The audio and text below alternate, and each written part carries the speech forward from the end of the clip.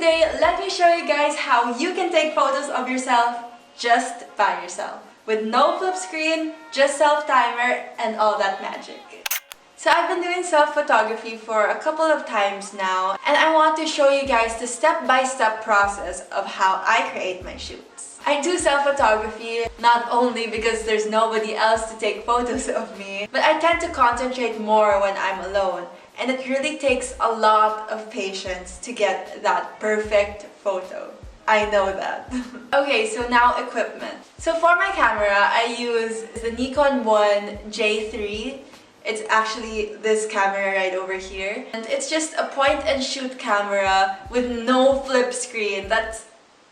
You guys don't know how hard that is. There's no flip screen. It just has self-timer, 10 seconds. So you really have to have patience when you do self-photography. And for my lights, I use just a light bulb. It's right over there actually. It's really helpful because it really lights up the room. So it's really important to have light. So you also have to make sure that there's enough light that enters the shoot.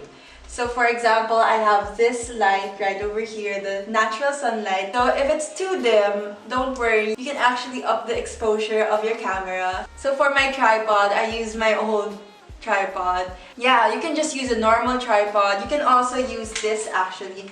This is a monopod tripod because it has this attachment wherein you can make it into a tripod, and it's also a monopod where you just like do this.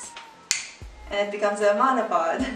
I also use this backdrop. I usually use this white backdrop. So to prepare the shoot, you have to be as early as possible. So if you're committed to shoot at, for example, 10 a.m., you have to be in the location where you will be shooting hours before, or maybe an hour before. So in the preparation process, I usually think of my outfits, I put on my makeup, I do my hair. So for today's shoot, this is the outfit that I prepared. It's just this yellow dress. And I also plan to take on different angles maybe from here, maybe from somewhere there. So according to the pegs, there are some that are lying down, so I'll try to do that. There are also shots wherein from worm's view up. Let's see if I could do that today.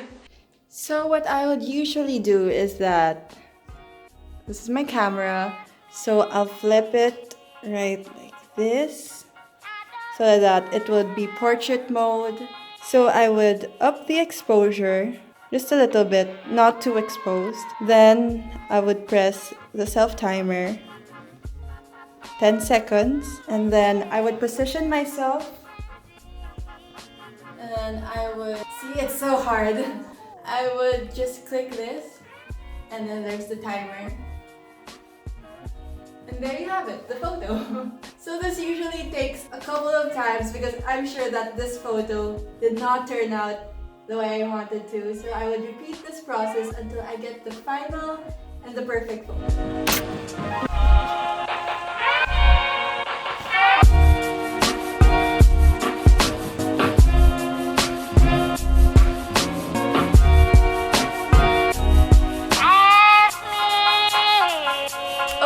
When you finally gathered all of the good shots, it's time to transfer them on your laptop, and it's time to edit. The editing process.